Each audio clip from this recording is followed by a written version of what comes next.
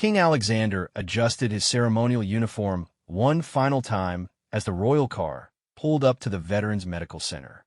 The morning sun cast long shadows across the parking lot, and he could see people gathering near the entrance. His left shoulder gave a familiar twinge as he reached for the door handle, a reminder of the skiing accident that had kept him in headlines 3 months ago. "Your Majesty," his aide whispered, "the schedule shows 30 minutes for the general meet and greet, followed by individual meetings with 5 veterans who specifically requested to see you." Alexander nodded, stepping out of the vehicle. The crisp autumn air felt good against his face. As he walked toward the building, his right ankle protested slightly with each step. That particular injury came from his attempt at horseback riding last summer, an adventure that had ended with him flat on his back in a muddy field and his horse looking thoroughly unimpressed. The Veterans Center director, a woman named Margaret Collins, approached with a warm smile. She was perhaps 60 years old, with silver hair pulled back in a neat bun and eyes that held the kind of steadiness that came from years of helping others. "Your Majesty, welcome to our facility. We are truly honored by your visit today." "The honor is mine, Director Collins. I've been looking forward to this for weeks." Alexander shook her hand, noting the firm grip and direct gaze. These were the kind of people he respected most, those who dedicated their lives to serving others. As they walked through the main lobby, Alexander noticed the walls covered with photographs of veterans from various conflicts. Some images were black and white, showing young faces from wars decades past. Others were more recent, showing men and women in modern uniforms. Each face told a story of service and sacrifice. "We have about 200 veterans who use our services regularly," Director Collins explained as they walked. "Many are dealing with physical injuries, others with emotional trauma, and quite a few with both. Your visit today means more than you might realize. For many of these individuals, recognition from their country's leadership helps validate their service and their ongoing struggles." They entered a large common room where approximately 50 veterans had gathered.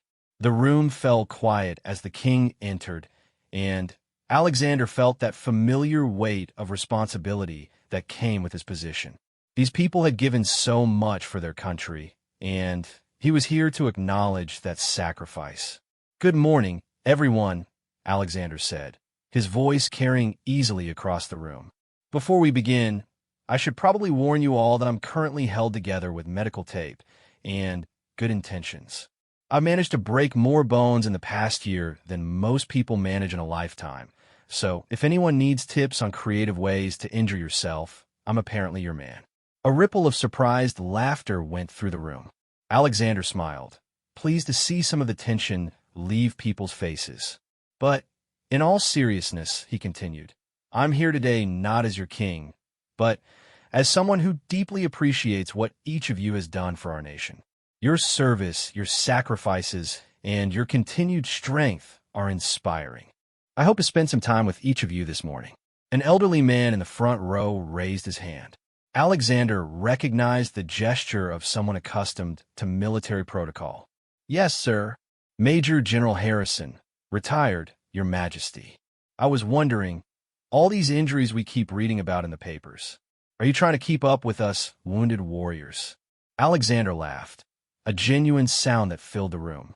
"Well, General, I certainly seem to be trying my best, though I have to say, my injuries come from significantly less honorable circumstances than yours. Skiing accidents and horse mishaps don't quite compare to battlefield wounds." "Injury is injury, Your Majesty," called out a woman from the middle of the group. "Pain doesn't discriminate based on how you got hurt." Alexander looked toward the voice and saw a woman perhaps in her 40s sitting in a wheelchair. She had short brown hair and alert green eyes, and when she spoke, others in the room seemed to listen. "That's very true," Alexander replied. "I've learned a lot about patience this year and about how frustrating it can be when your body doesn't cooperate with your plans. I imagine many of you understand that feeling far better than I do." Director Collins stepped forward. "Your Majesty, perhaps you'd like to begin moving through the room? Many people would love to speak with you personally."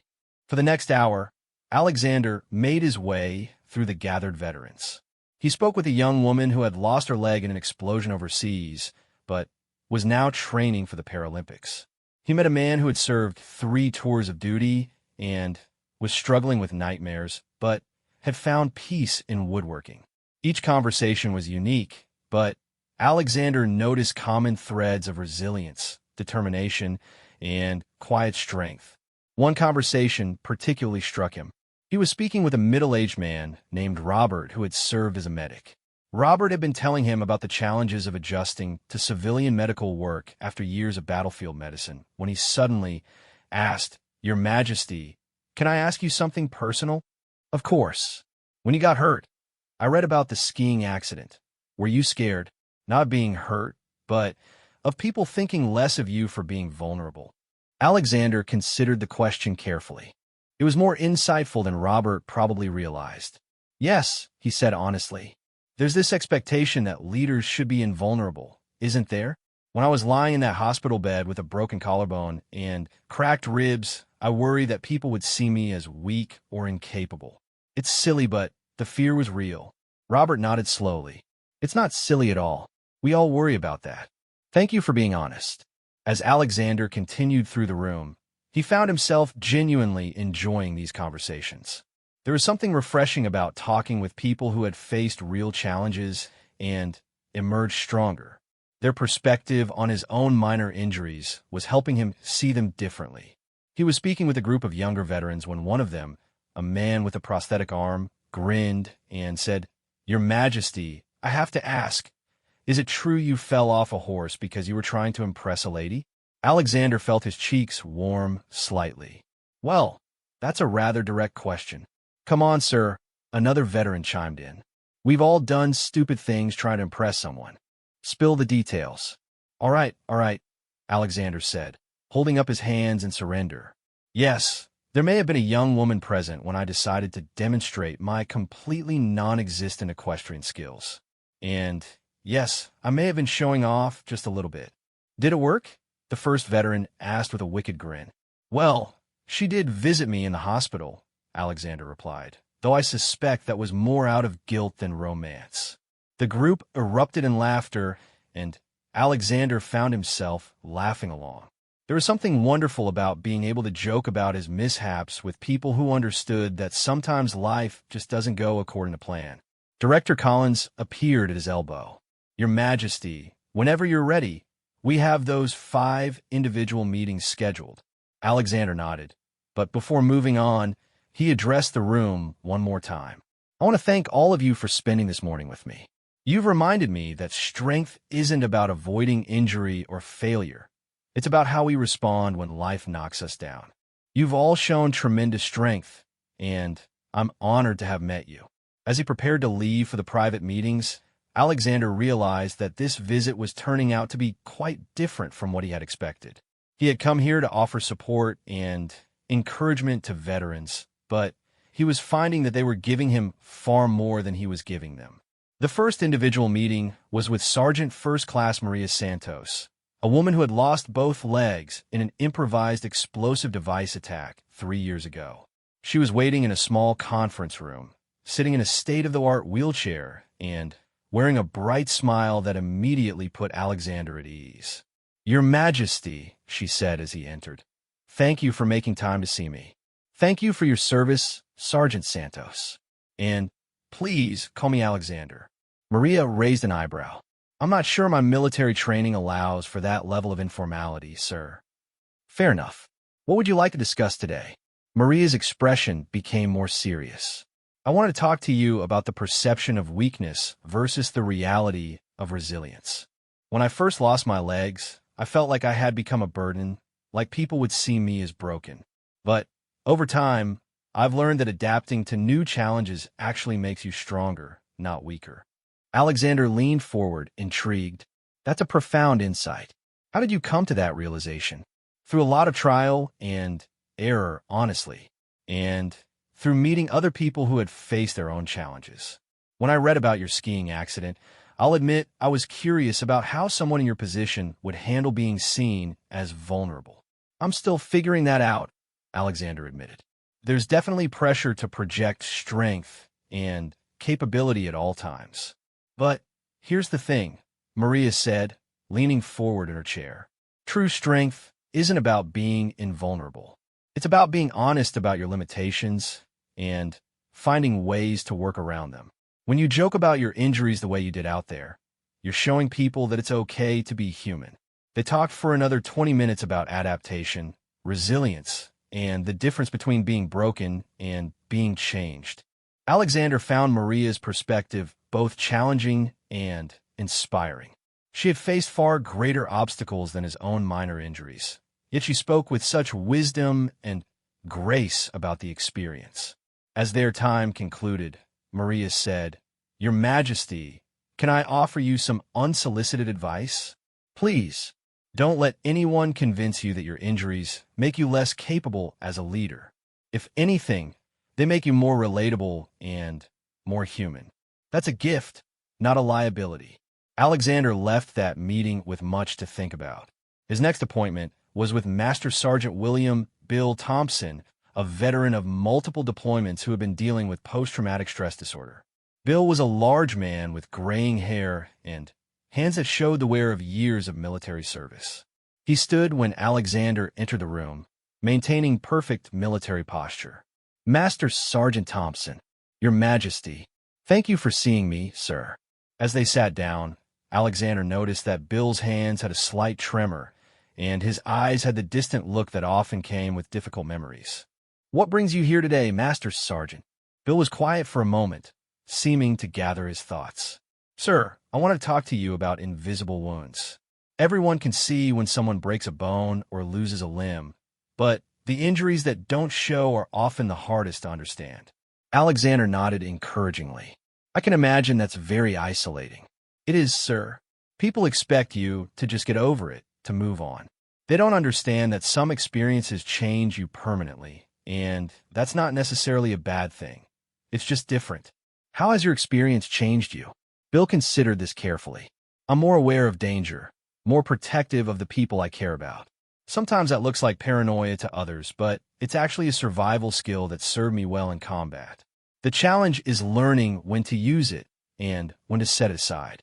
They talked about the complexity of trauma, the difference between healing and curing, and the importance of understanding that some changes are permanent, but not necessarily harmful.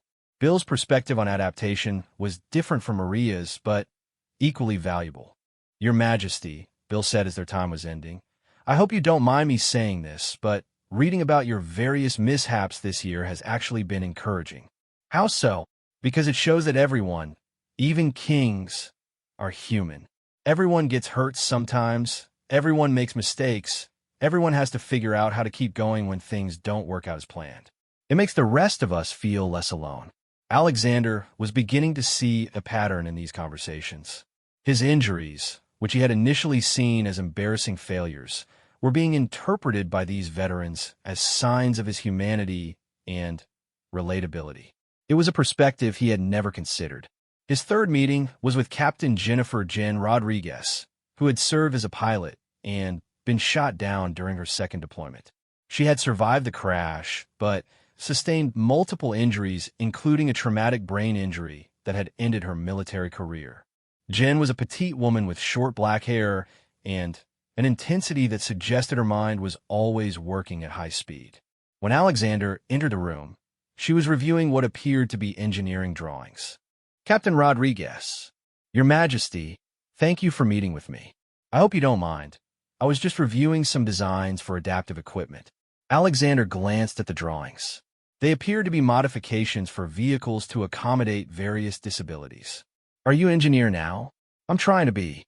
The brain injury affected my processing speed and memory, so I had to give up flying. But it also seemed to enhance my spatial reasoning abilities. It's like my brain rewired itself and found new strengths." They discussed the concept of post-traumatic growth, the idea that some people emerge from difficult experiences with enhanced capabilities in certain areas. Jen explained how her injury had forced her to develop new ways of thinking and problem-solving that were actually superior to her pre-injury abilities in some respects. The thing is, Jen said, everyone focuses on what I lost, my career as a pilot, some of my cognitive speed. But they don't see what I gained, better pattern recognition, enhanced creativity, a completely different way of approaching problems. That's a remarkably positive perspective. It's not about being positive, it's about being accurate. Yes, I lost some things, but I also gained some things. The net result isn't necessarily negative, it's just different. As their conversation continued, Alexander found himself thinking about his own injuries in a new way. Perhaps they weren't just inconveniences or sources of embarrassment. Perhaps they were opportunities to develop different strengths or perspectives.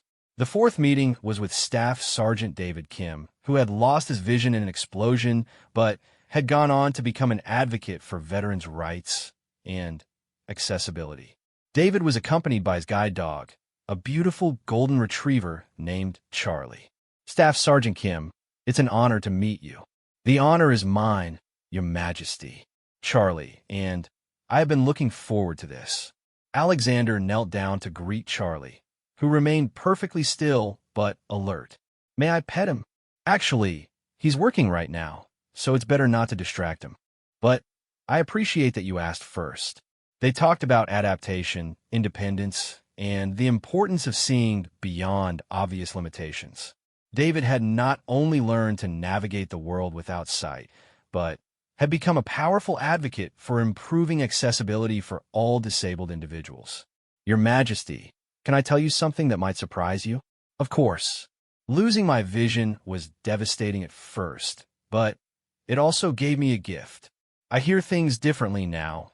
I perceive the world in ways that sighted people often miss. My other senses became sharper, my memory improved, and I developed a much better understanding of how to truly listen to people. David explained how his injury had led him to discover advocacy work, which had become his passion. He now worked with government agencies to improve accessibility standards and had testified before Parliament on veterans' issues. The point is, David said, what looks like pure loss from the outside often has hidden gains. Your skiing and riding accidents. I bet they taught you things about yourself that you never would have learned otherwise. Alexander realized David was right. His injuries had forced him to slow down, to rely on others, to acknowledge his limitations. They had also given him new empathy for anyone dealing with physical challenges. The final individual meeting was with Colonel Patricia Pat Williams, retired, who had served for 30 years before a back injury forced her medical retirement.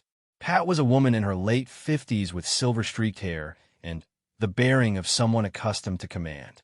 Colonel Williams, thank you for your service and for meeting with me today. Your Majesty, the pleasure is mine. I wanted to discuss something with you that I think you might find relevant. I'm listening. Leadership while dealing with physical limitations. I spent the last 5 years of my military career managing chronic pain from back injury. I learned a lot about how to maintain authority and effectiveness while acknowledging vulnerability. This was exactly the kind of conversation Alexander had been hoping for. Pat had faced the challenge of leading others while dealing with her own physical limitations. How did you manage that balance? First, by being honest about my limitations without letting them define my capabilities. I couldn't do everything I used to do, but I could still lead effectively. Second, by finding new ways to demonstrate strength through decision-making, through supporting my people, through maintaining high standards. Pat explained her philosophy of adaptive leadership, the idea that true leadership isn't about being perfect or invulnerable, but about being authentic and finding ways to be effective regardless of personal challenges. Your Majesty, your recent injuries might actually make you a better leader, not a worse one. They humanize you. They give you empathy for others facing challenges, and they demonstrate that leadership isn't about being superhuman. As Alexander prepared to conclude his visit, Director Collins approached with a final surprise. Your Majesty, the veterans have prepared something for you. They returned to the main common room, where the veterans had assembled in formation. Major General Harrison stepped forward. Your Majesty, we wanted to present you with this. He held out a wooden plaque with an engraved message. To King Alexander, fellow member of the Walking Wounded. for showing us that strength comes in many forms. With respect and gratitude, the veterans of Mercy Medical Center. Alexander was genuinely moved. Thank you all. This means more to me than I can express. As he prepared to leave, many of the veterans approached to shake his hand or offer final words of encouragement. The young woman training for the Paralympics said, "Your Majesty, remember, every injury is also an opportunity to heal stronger." The medic who had asked about fear added, "Sir, vulnerability takes courage. Don't let anyone tell you otherwise." As Alexander walked back to his car, his aide asked, "How was the visit, Your Majesty?" Alexander looked back at the building, where he could still see some of the veterans watching from the windows. "Educational," he said finally. "Very educational." During the ride back to the palace, Alexander reflected on the morning's conversations. He had come to the Veterans Center expecting to offer comfort and support to people dealing with difficult challenges. Instead, he had received a masterclass in resilience, adaptation, and the difference between being broken and being changed. Each veteran he had met had faced significant obstacles, yet each had found ways not just to survive, but to thrive. They had reframed their experiences not as purely negative events, but as opportunities for growth and change. Most surprisingly, they had helped him see his own recent injuries in a completely new light. His broken bones and various mishaps weren't just embarrassing incidents to be downplayed or forgotten. They were experiences that connected him to millions of other people who had faced their own challenges. They were reminders of his humanity, sources of empathy, and perhaps even sources of strength. As the royal car pulled through the palace gates, Alexander made a mental note to arrange more visits to the Veterans Center. He had a feeling that he had as much to learn from these remarkable individuals as they might gain from his acknowledgement of their service. The morning had taught him that sometimes the best way to lead is to acknowledge that you don't have all the answers, that you're still learning, and that strength often comes from unexpected places. His broken bones might just turn out to be one of the best things that had ever happened to his leadership style. #the unexpected invitation. 3 weeks after his visit to the Veterans Medical Center, King Alexander found himself thinking about the conversations more frequently than he had expected. The wooden plaque from the veterans sat prominently on his desk, where he could see it every day. The phrase "fellow member of the walking wounded" had struck him as both humorous and profound. It was during his weekly briefing with his private secretary, Harold Pemberton, that the unexpected invitation arrived. "Your Majesty," Harold said, sorting through a stack of correspondence, "you have an unusual request here. It's from Director Collins at the Veterans Medical Center." Alexander looked up from the trade agreement he was reviewing. "What kind of request?" "They're inviting you to participate in their annual Adaptive Sports Day. Apparently, it's an event where veterans with various injuries compete in modified sports. They're asking if you'd like to join as a participant, not just an observer." Alexander raised an eyebrow. "As a participant?" "Yes, sir. Director Collins mentions that several veterans specifically requested your involvement after your visit. They seem to think you'd fit right in with what they call the Injury Club." Despite himself, Alexander smiled. The memory of Major General Harrison's comment about keeping up with wounded warriors came back to him. "What sports are involved?" Harold consulted the letter.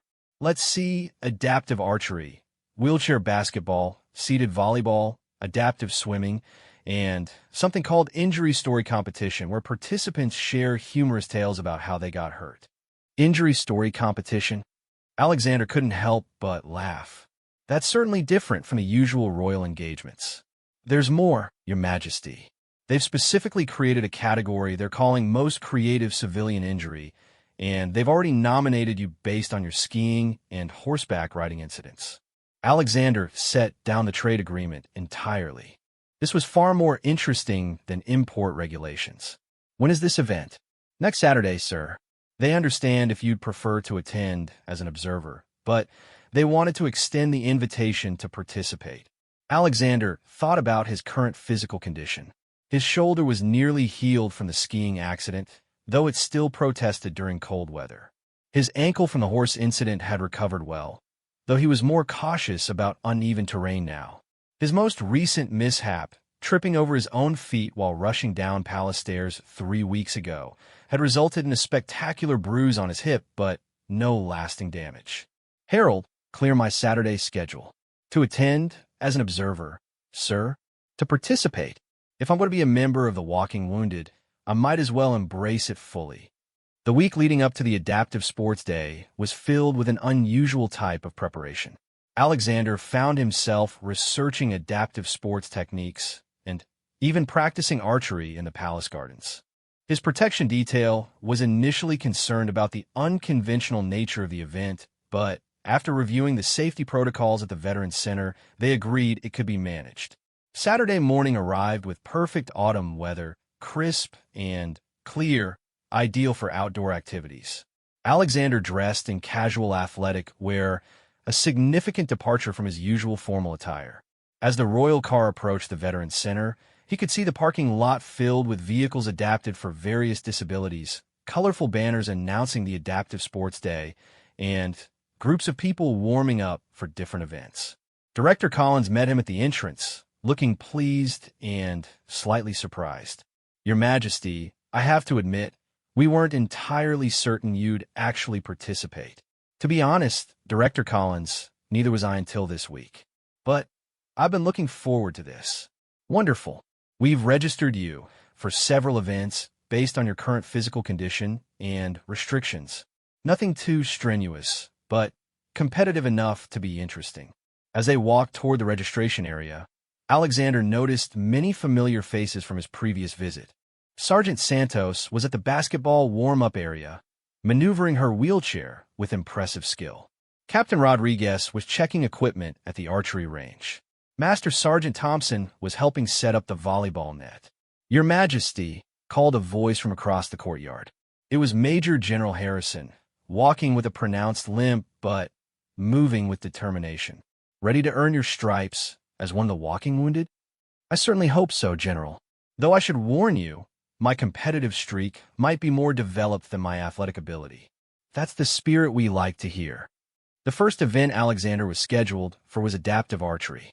Captain Rodriguez was serving as one of the instructors, and she greeted him with a grin. Your Majesty, ready to see if your aim is better than your skiing? That's setting a remarkably low bar, Captain. The archery range had been set up to accommodate various disabilities and injuries. Some participants used modified bows, others had specialized supports, and a few used mechanical assistance devices. Alexander was assigned a standard recurve bow, but with a shoulder support system to accommodate his recently healed collarbone.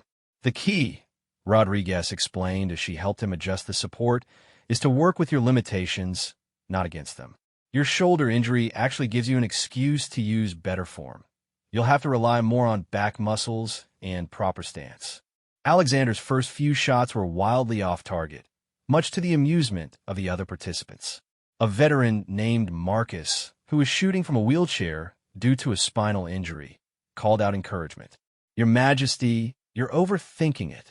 Just pretend the target insulted your horse. This drew laughs from the group, and Alexander found himself relaxing into the rhythm of the sport. His next shot hit the outer ring of the target. Progress, called out Sarah, a veteran who was competing despite having only one arm. You're officially no longer a danger to innocent bystanders.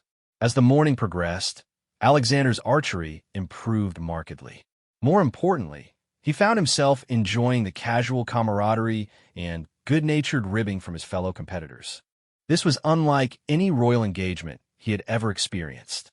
During a break between rounds, he found himself sitting with a group of veterans, sharing stories about their various injuries and recoveries. Your Majesty, said Tom, a veteran who had lost his leg below the knee, we've been debating something, and we need your input. I'm listening. Which of your injuries wins the award for most embarrassing circumstances? The skiing accident where you were trying to impress a lady, or the horse incident where you apparently forgot you don't know how to ride? Alexander considered this seriously. Well, the skiing accident at least involved a sport I theoretically knew how to do. The horse incident was pure hubris. I think the horse incident wins for sheer stupidity. But, wait, interrupted Maria Santos, who had wheeled over to join the conversation. Didn't you also fall down the palace stairs recently? That's got to be in contention for the title. Alexander was surprised she knew about that incident. How did you hear about that? Your Majesty, you're the king. When you fall downstairs, it makes the news. The headline was something like His Majesty takes a royal tumble. The group erupted in laughter, and Alexander found himself laughing along. In my defense, I was rushing to a very important meeting about agricultural subsidies. Surely that adds some dignity to the situation? Not really, said David Kim, who had approached with his guide dog Charlie. Falling downstairs is universally embarrassing, regardless of the reason. Fair point. Though I have to say, the bruise was spectacular. It covered my entire hip in shades of purple I didn't know existed. Pictures, or it didn't happen, called out several veterans simultaneously. I think some things should remain private, Alexander replied with mock dignity. The injury story competition was scheduled for lunch break, and Alexander found himself looking forward to it with nervous anticipation. The format was simple. Participants had 5 minutes to tell the story of their most interesting injury, with points awarded for humor, creativity, and sheer absurdity. The stories he heard were remarkable. One veteran told about accidentally zip-lining into a tree while on leave, resulting in a broken arm and a very confused squirrel. Another described a training exercise gone wrong that left him hanging upside down from an obstacle course for 20 minutes before anyone noticed. When Alexander's turn came, he chose to tell the story of his horseback riding adventure, playing up both his overconfidence and the horse's obvious disdain for his efforts. So there I was, he began, convinced that because I'd watched polo matches, I was qualified to handle a horse. The horse in question was named Thunder, which should have been my first warning. Thunder took one look at me, and I swear I saw him roll his eyes. He described his mounting the horse with great ceremony, the horse's initial patience, and then the moment when he'd tried to show off with what he thought was a gallop, but was apparently more of a suggestion that Thunder might want to move faster. Thunder decided he'd had enough of my amateur hour and stopped dead in his tracks. I, however, continued moving forward at considerable speed. I sailed over Thunder's head and landed in what I can only describe as a very undignified heap. The worst part? Thunder then walked over and snorted at me, as if to say, I tried to warn you, human. The audience was laughing openly now, and Alexander found he was enjoying himself immensely. But the real insult came when the young lady I'd been trying to impress ran over to check on Thunder first, and only asked about me as an afterthought. Even she could tell who the injured party was, and it wasn't the horse. He concluded with a description of his ankle injury and the awkward ride back to the stable, with Thunder looking supremely satisfied with himself. The applause was enthusiastic, and Alexander was surprised to find he felt genuinely proud of his storytelling. Major General Harrison approached the makeshift podium. Your Majesty, on behalf of the injury story competition judges, I'm pleased to award you second place in the most creative civilian injury category. Second place? Who won first? Harrison gestured to a woman named Linda, who had apparently managed to break her foot by tripping over her own assistant's dog while the dog was trying to help her avoid a different obstacle. I have to admit, Alexander said, that's hard to beat. My congratulations, Linda. The afternoon brought wheelchair basketball, which Alexander had been both anticipating and dreading. The sport required him to use a wheelchair for mobility, giving him a brief experience of navigating the world from that perspective. Sergeant Santos was team captain for one side and had specifically requested Alexander for her team. Your Majesty, can you dribble a basketball? In theory, yes. In practice, we're about to find out. Can you shoot?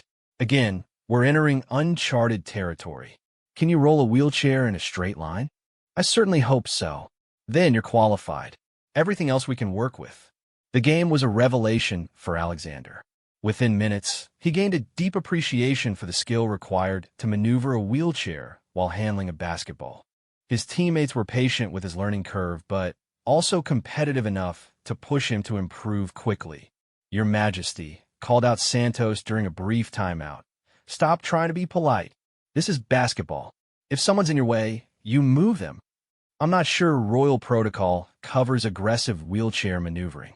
Royal Protocol doesn't cover basketball either, but here you are. Just play the game. The advice worked. Alexander found himself becoming more assertive, more willing to fight for position and compete for rebounds. His shooting was inconsistent, but his determination was evident. During one particularly intense play, he found himself racing down the court in pursuit of a loose ball, completely focused on the game rather than his position or image. He dove for the ball, successfully retrieving it and making a pass to Santos, who scored. As he sat in his wheelchair, breathing hard and grinning, it occurred to him that this was the most fun he'd had in months. "Your Majesty," called out Tom from the opposing team. "You just took out our best defender." That was a quality pick. Alexander looked around and realized he had indeed blocked another player's path, allowing Santos to get open for a shot. "I did that on purpose," he said with mock seriousness. "Sure you did," laughed the player he blocked. "But it worked, so we'll give you credit for strategy." The game ended with Alexander's team winning by 3 points, largely due to Santos's exceptional shooting and the team's ability to work around Alexander's novice skills. As they celebrated, Alexander found himself experiencing a type of satisfaction he hadn't felt since childhood. The final event of the day was adaptive swimming, which Alexander approached with particular caution given his recent shoulder issues. The pool had been set up with various assistance devices and modified starting positions to accommodate different abilities and injuries.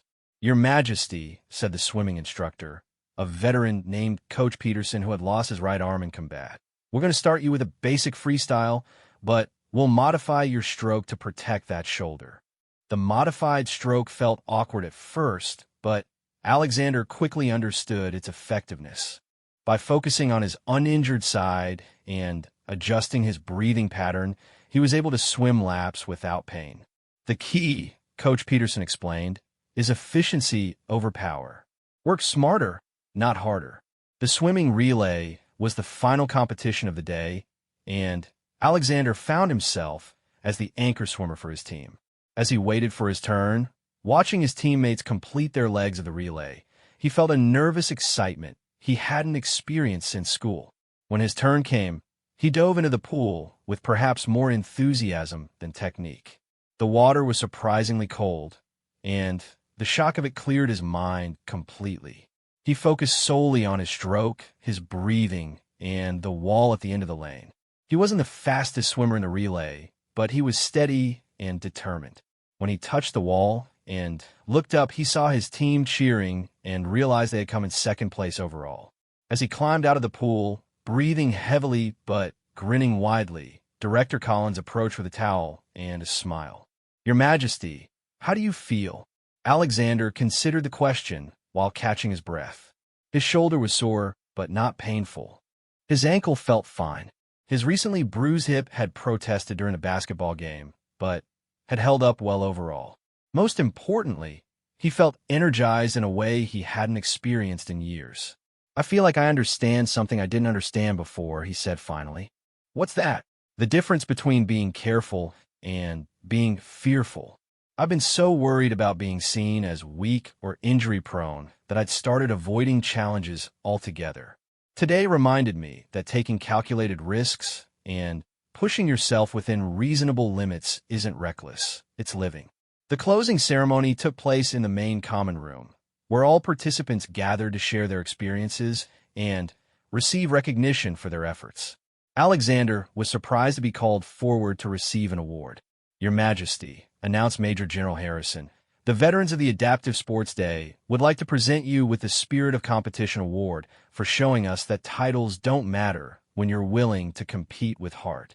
The award was a simple trophy with an engraved plaque, but Alexander found himself genuinely moved by the gesture. "Thank you all," he said, addressing the room. "This day has taught me more about resilience, adaptation, and the true meaning of competition than any traditional royal engagement ever could. You've shown me that limitations are only as restricting as we choose to make them." As the formal ceremony concluded, Many of the veterans approached Alexander individually to share their thoughts on the day. Sergeant Santos said, "Your Majesty, you earned your place on the team today. That was real competition, not just showing up for photos."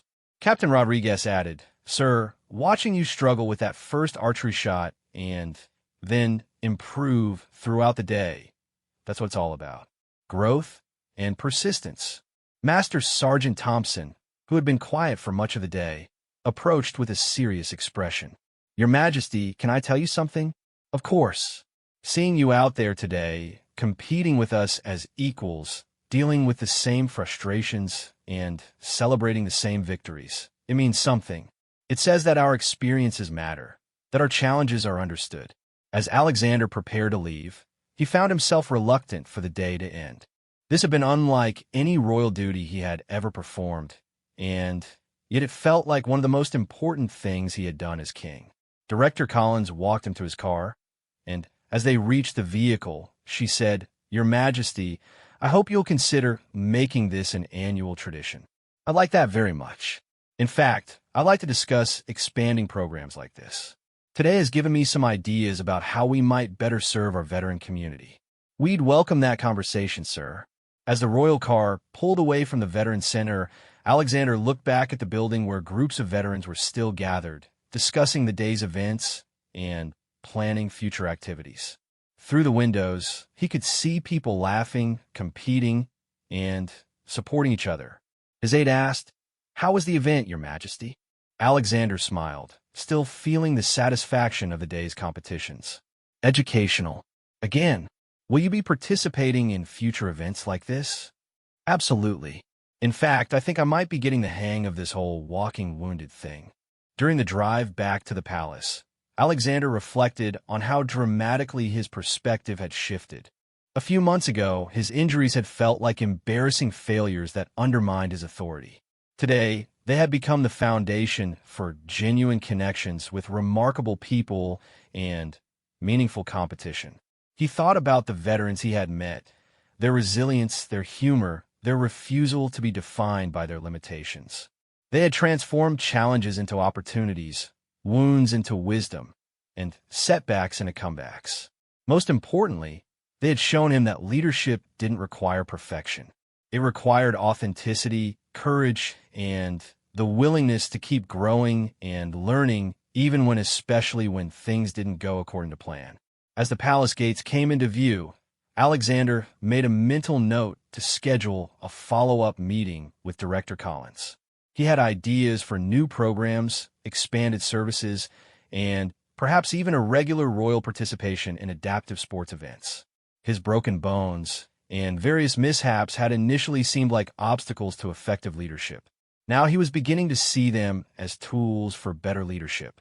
They had given him empathy, humility, and a connection to a community of remarkable individuals who had turned their challenges into strengths. The walking wounded, he was learning, were actually some of the strongest people he had ever met, and he was honored to be counted among their number. Hashtag the Royal Challenge. 2 months after the Adaptive Sports Day, King Alexander found himself in an unexpected situation. He was sitting in his private office, staring at a formal challenge that had arrived that morning through official diplomatic channels.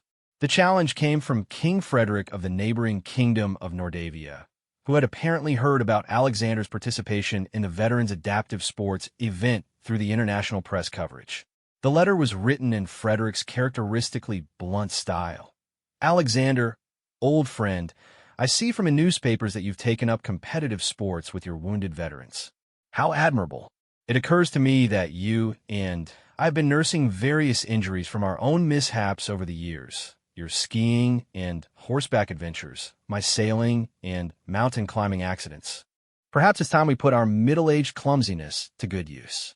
I propose a friendly international competition between the walking wounded of our two kingdoms. Unless, of course, you're afraid that Nordavia's injured veterans might outperform yours. Your move, friend." Frederick Alexander set the letter down and couldn't help but smile. Frederick had always been competitive, even during their university days together 20 years ago. The two kingdoms had a long history of friendly rivalry, usually expressed through trade competitions or sporting events between their national teams. But this was different. This was personal, and it involved the veteran communities that had become increasingly important to Alexander. He pressed his intercom button. "Harold, could you get Director Collins at the Veterans Medical Center on the line?" Within minutes, he was explaining the situation to Director Collins, who listened with growing excitement. "Your Majesty, this is an incredible opportunity. An international adaptive sports competition would bring significant attention to veteran issues and adaptive athletics." "My thoughts exactly. Do you think our veterans would be interested?" "Interested? Sir, they'll be thrilled. Especially if it means they get to compete against another kingdom's veterans with you as their team captain." "Team captain? I'm not sure I'm qualified for that role." "Your Majesty, after the Adaptive Sports Day, several veterans specifically mentioned how much they appreciated having you compete alongside them rather than just observing. You've earned your place on the team." Over the next 2 weeks, Alexander worked with Director Collins and the veterans to plan their response to Frederick's challenge. The competition would take place in 6 weeks, alternating between the two kingdoms over 3 days of events. The planning sessions were unlike any royal meetings Alexander had ever attended. They took place in the Veterans Center Common Room, with participants sitting in a circle, sharing ideas, and debating strategy with the informality of old friends. "Your Majesty," said Major General Harrison during one planning meeting, "we need to think strategically about this. What are our strengths compared to Nordavia's team?" Sergeant Santos leaned forward in her wheelchair. "From what I've heard, their team is strong in water sports and winter activities. That makes sense given their geography and climate." "What about us?" asked Captain Rodriguez. "What are our advantages?" Master Sergeant Thompson spoke up. "We're more diverse in terms of injury types and service backgrounds.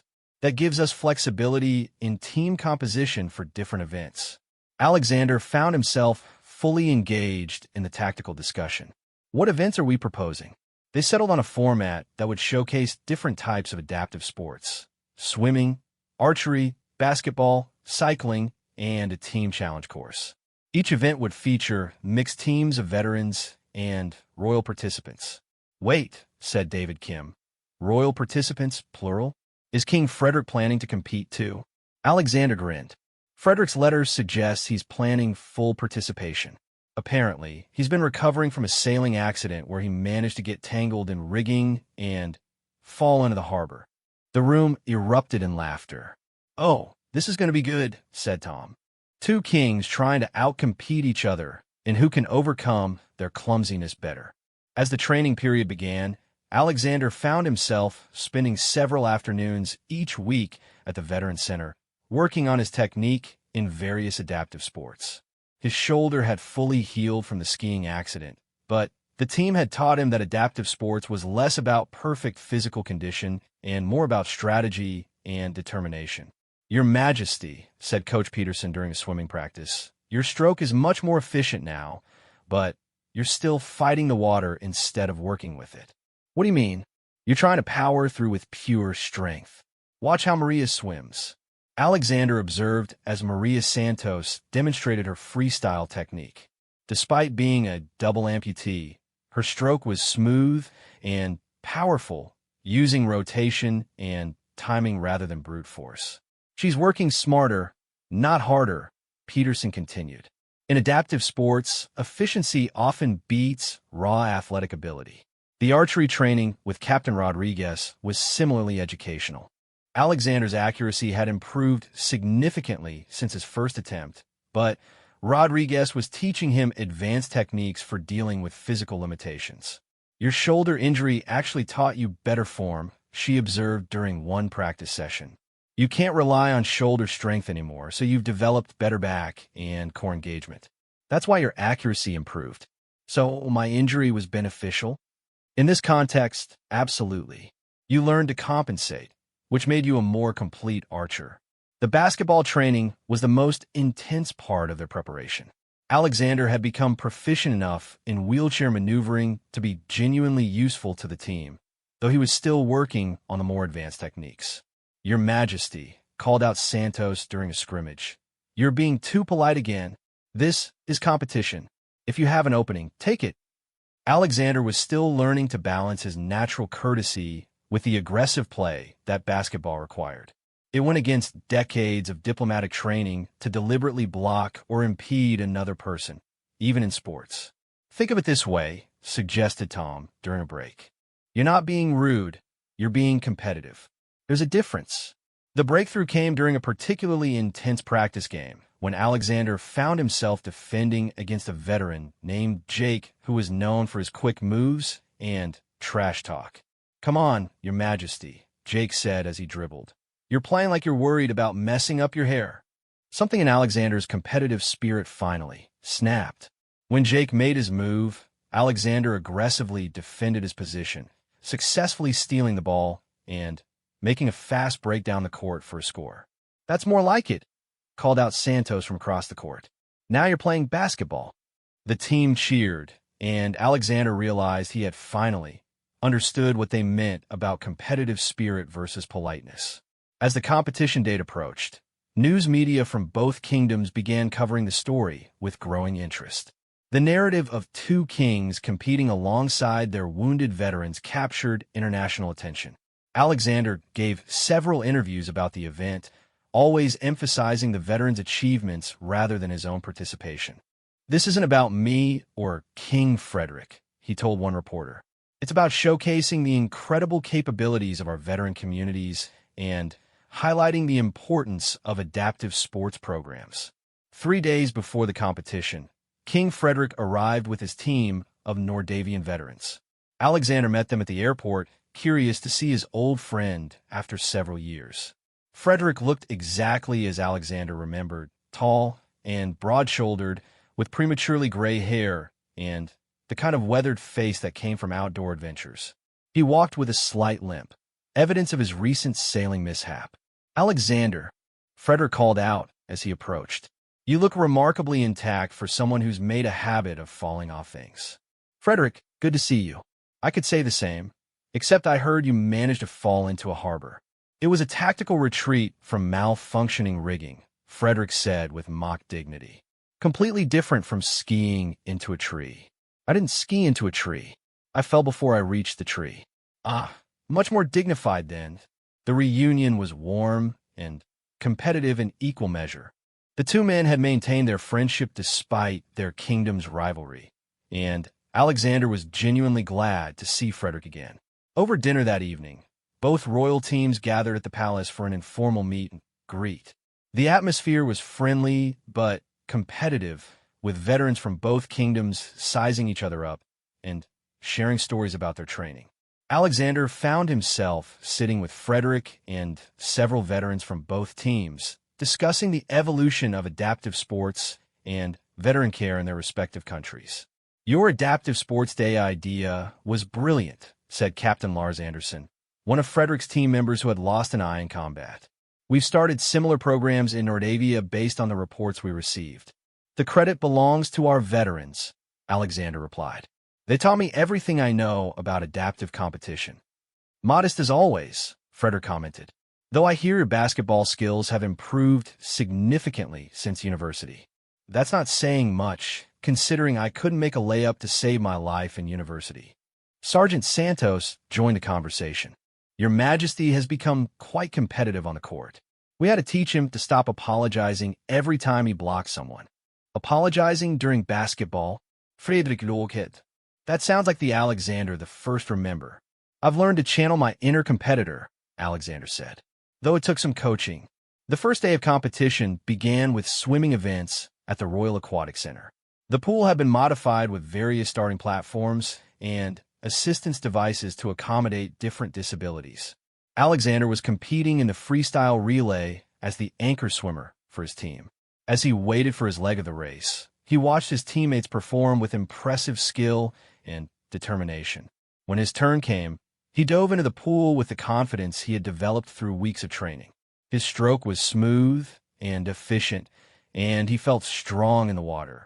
He touched the wall to find that his team had won the event by less than a second. "Your Majesty," called out Maria Santos as they celebrated. "That was your best time yet." Frederick's team won the backstroke relay, with Frederick himself swimming a surprisingly fast anchor leg despite his recent shoulder injury from the sailing accident. "Not bad for someone who fell into a harbor," Alexander commented as they shook hands after the race. "Not bad for someone who can't stay upright on skis," Frederick replied with a grin. The archery competition took place that afternoon in the Palace Gardens. The range had been set up to accommodate various physical limitations and shooting styles. Alexander found himself competing directly against Frederick in the individual accuracy event. Both men were using modified equipment to accommodate their respective shoulder injuries.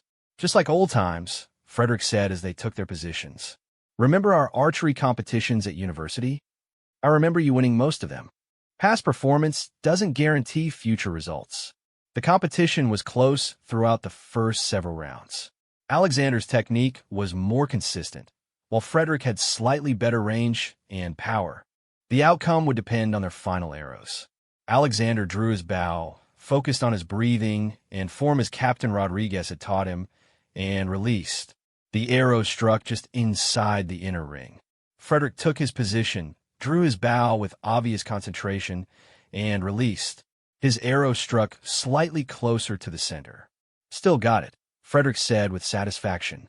"Well played," Alexander replied, and meant it. The competition was bringing out the best in both teams. The basketball games were scheduled for the second day, and Alexander was nervous about this event in particular. Basketball was the sport where he felt most competent, but it was also where team dynamics mattered most. The game was fast-paced and physical, with both teams playing to win. Alexander found himself matched up against one of Frederick's veterans, a woman named Captain Erickson who had lost her left arm, but handled a basketball like she'd been born with it. "Your Majesty," she said during a brief break in play, "I hear you've learned to play more aggressively." "We'll see," Alexander replied. When play resumed, Alexander found himself fighting for a rebound against Captain Erickson. This time, he didn't hesitate to use his position and leverage to secure the ball. He successfully grabbed the rebound and made a quick outlet pass to Santos, who scored. "Much better," Santos called out. "Keep playing like that." The game remained close throughout, with lead changes and impressive plays from both sides.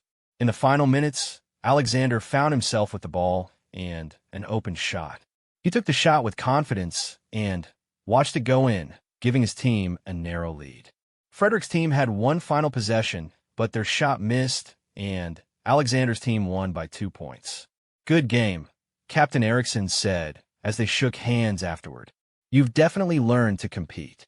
That evening, both teams gathered for dinner and informal socializing. The competitive atmosphere during events gave way to camaraderie and mutual respect. Alexander found himself in conversation with several Nordavian veterans who were sharing stories about their own adaptive sports programs. "Your Majesty," said Sergeant Major Olson, who had lost both legs in an explosion, "this competition has given our programs tremendous visibility. Applications for our adaptive sports leagues have tripled since the announcement." "That's wonderful news. The same thing has happened here." Frederick joined their conversation. "Alexander, this was a brilliant idea. Win or lose, both our veteran communities benefit from the attention and support." "Speaking of which," said Major General Harrison, "what's the current medal count?" After 2 days of competition, the teams were tied. Each kingdom had won multiple events, but the overall score was dead even. "It all comes down to tomorrow's team challenge," observed Captain Rodriguez. "No pressure there." The final day's team challenge course had been designed to test multiple skills simultaneously. Teams would navigate an obstacle course that included archery stations, swimming segments, cycling portions, and problem-solving challenges. More importantly, each team member would need to rely on their teammates' strengths to overcome their own limitations. It was designed to showcase the collaborative spirit that defined adaptive sports.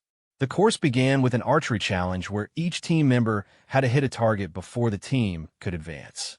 Alexander was second in a rotation for his team, and he felt the pressure of the close competition. When his turn came, he drew his bow, focused on his breathing, and released. The arrow struck the target cleanly, and his team moved to the next station. The swimming segment required teams to work together to transport equipment across a pool. Alexander found himself swimming alongside David Kim, who navigated by voice commands from teammates on the pool deck. "Steady pace, Your Majesty," Kim called out as they swam. "We're making good time." The cycling portion was adapted for various disabilities, with hand cycles, traditional bikes, and tandem options available. Alexander rode a standard bike alongside Tom, who was using a hand cycle with impressive speed. "Keep up, Your Majesty," Tom called out with a grin. These old bones can still move when they need to. The final challenge was a problem-solving station that required teams to work together to move equipment through an obstacle course using adaptive techniques and teamwork. Alexander found himself working with Sergeant Santos to maneuver a heavy object through a series of barriers. Her wheelchair navigation skills were crucial to success, while his height allowed him to reach high anchor points. "Your Majesty, if you can secure that rope up there, I can position us for the final push." Working together, they successfully completed the challenge just as Frederick's team finished their course. The final timing was incredibly close. Less than 30 seconds separated the teams. Officials reviewed the results while both teams waited anxiously.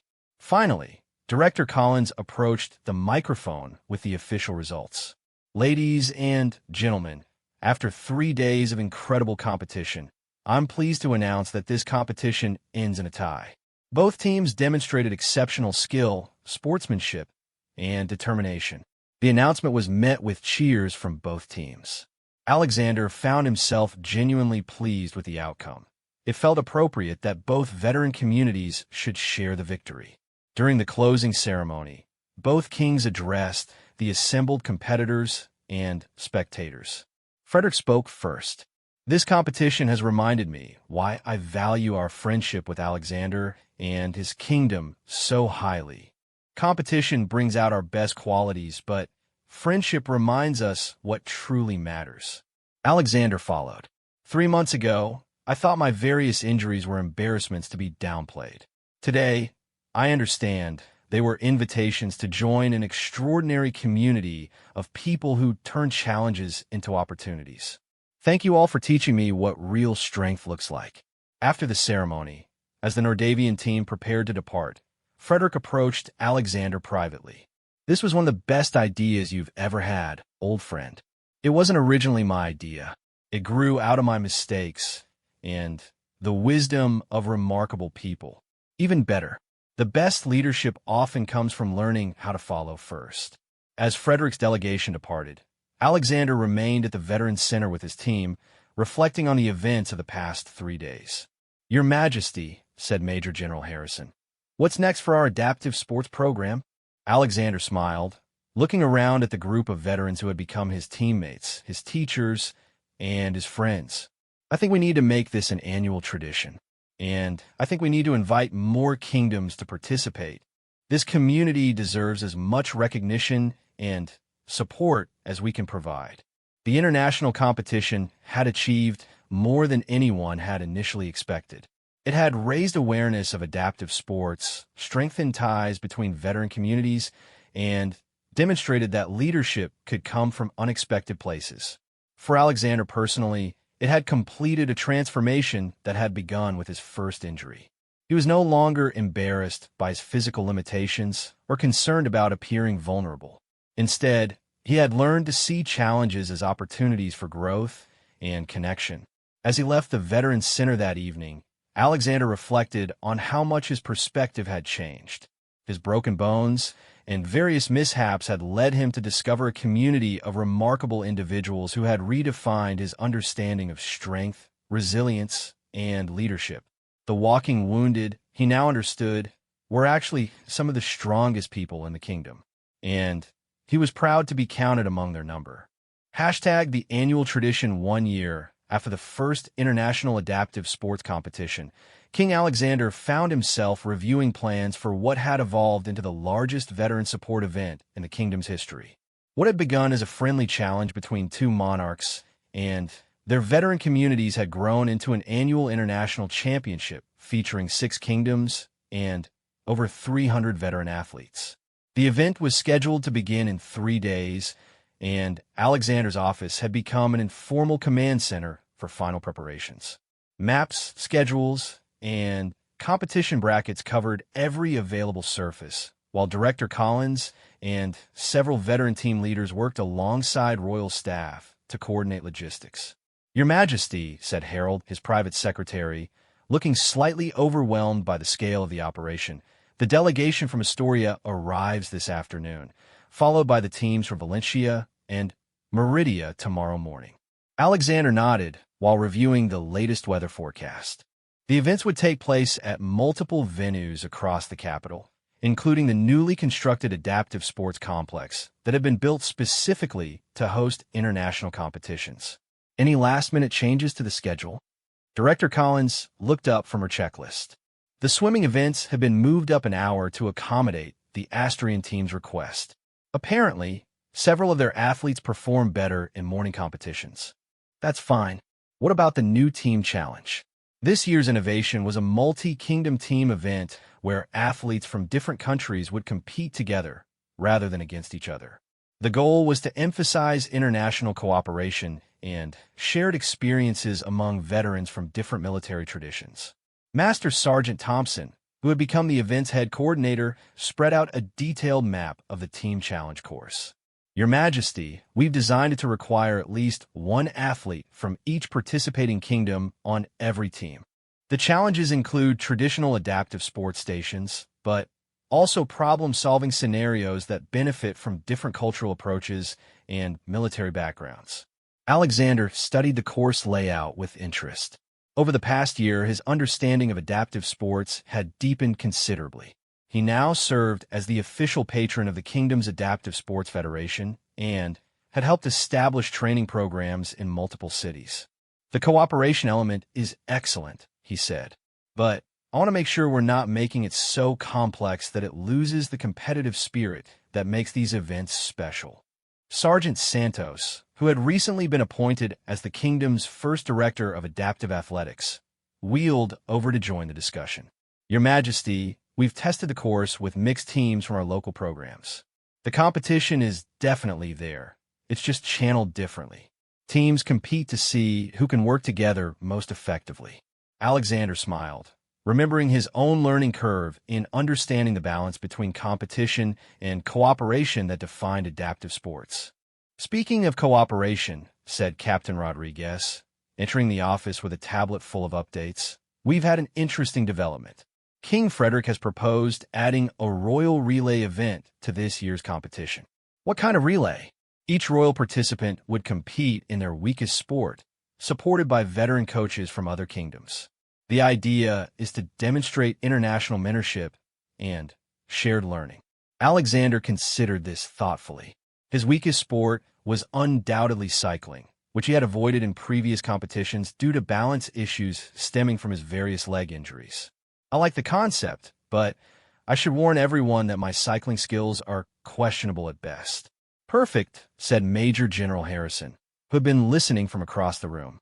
"That's exactly the point. You'll be coached by veterans from other kingdoms who excel in cycling. It's about learning and growth, not winning."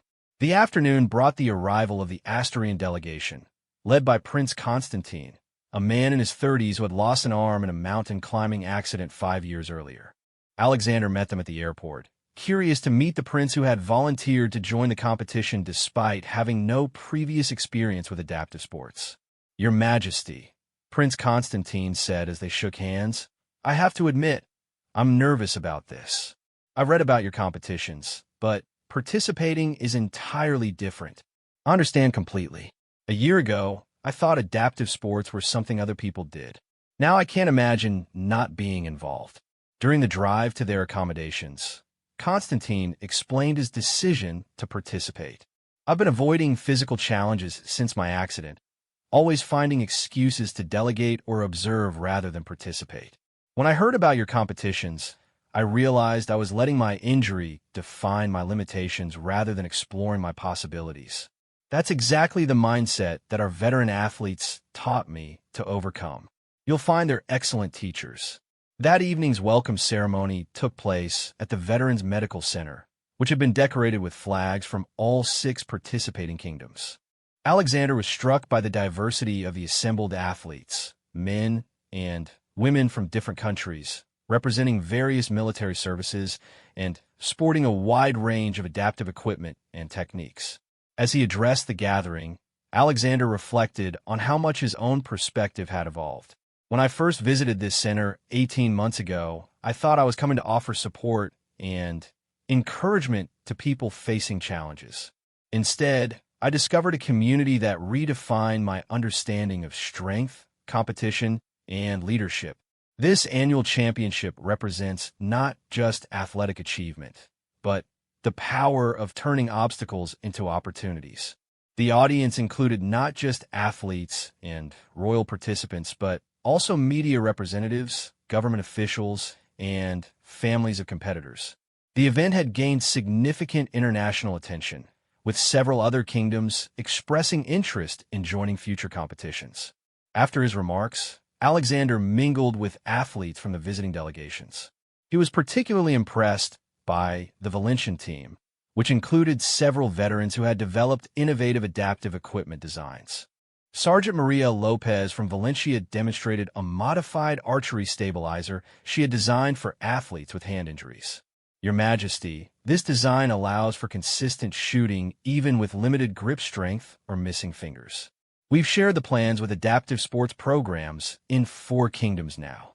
That's remarkable innovation. Are you working with manufacturers to make this more widely available? We're actually establishing an international cooperative for adaptive sports equipment development. Veterans from different kingdoms are sharing designs and improvements. Alexander was fascinated by this unexpected development. The competitions had not only brought veteran communities together, but had sparked collaborative innovation that was benefiting athletes worldwide. The first day of competition began with swimming events at the new adaptive sports complex. The facility was state-of-the-art, with multiple pools configured for different adaptive swimming styles, spectator seating for over 1,000 people, and equipment stations managed by volunteers from local veteran organizations. Alexander was competing in the individual freestyle event, swimming against Prince Constantine and for other royal participants from the various kingdoms. His training over the past year had significantly improved his technique, but he was still nervous about performing well in front of such a large international audience. Your Majesty, said Coach Peterson as Alexander prepared for his race, remember what we've practiced. Smooth strokes, consistent breathing, and don't try to power through. Let your technique carry you. When the starting signal sounded, Alexander dove into the pool with confidence. The water felt good, and his stroke rhythm was steady from the beginning. He found himself keeping pace with the other swimmers, including Prince Constantine, who was swimming with impressive technique despite his missing arm. At the halfway point, Alexander was in 3rd place and feeling strong. He increased his pace slightly for the final lengths, maintaining his form while pushing his speed. He touched the wall to find he had finished 2nd, just behind Prince Constantine. Excellent race, Your Majesty, Constantine said as they caught their breath. Your technique is much smoother than mine. I was just fortunate to have longer reach. The swimming events showcased the remarkable diversity of adaptive techniques and equipment.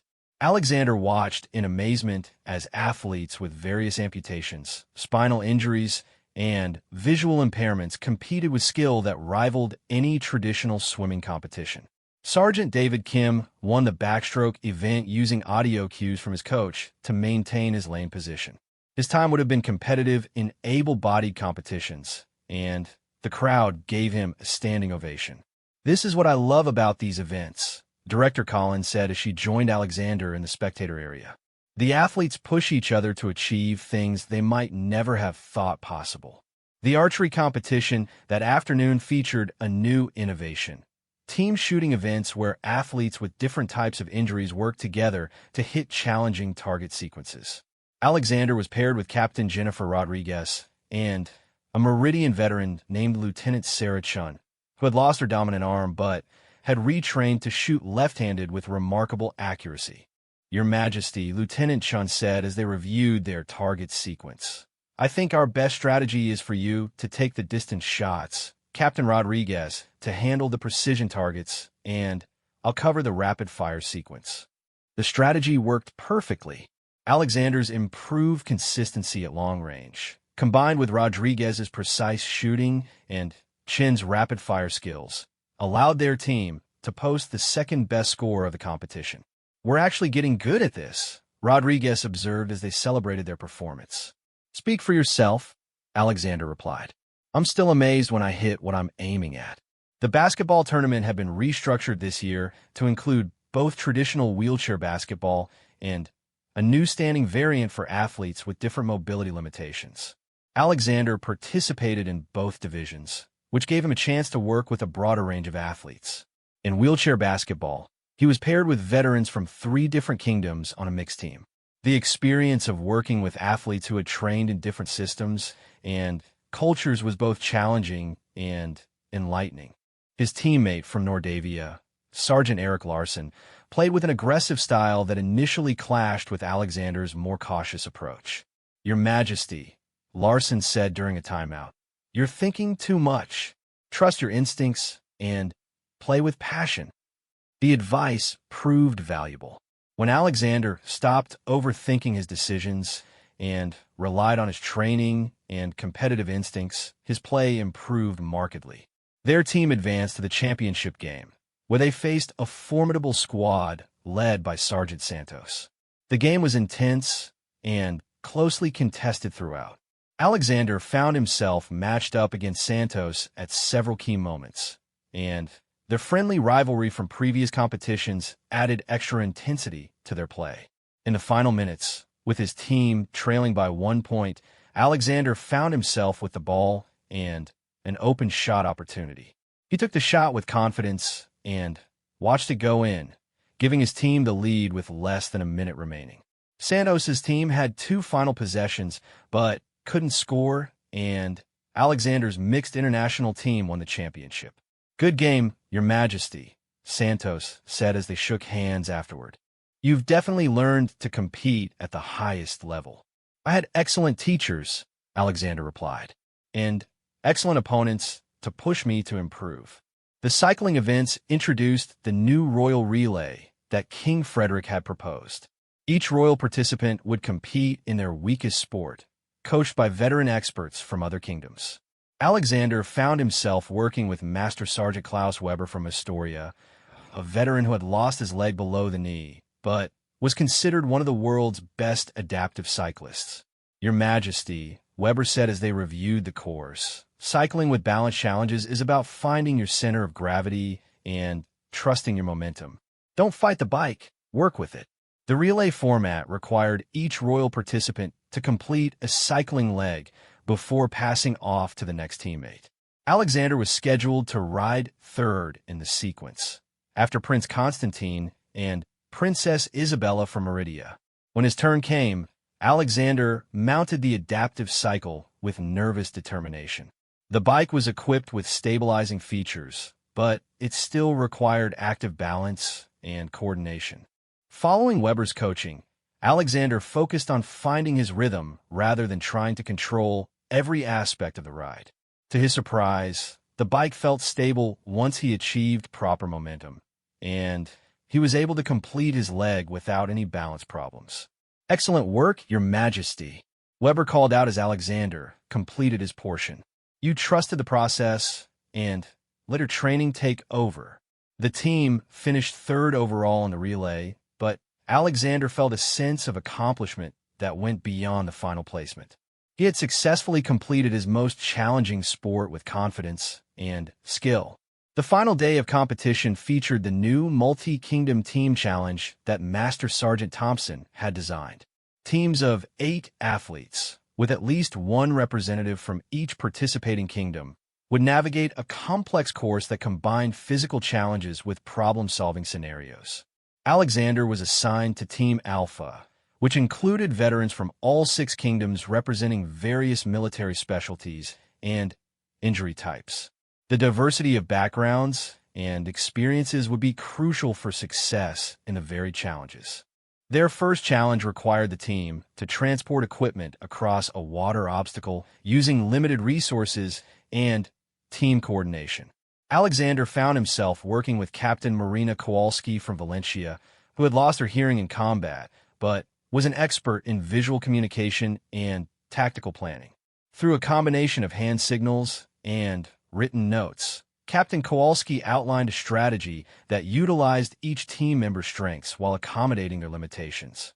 Alexander's height and reach were valuable for rigging rope systems, while other team members provided specialized skills in equipment handling and navigation.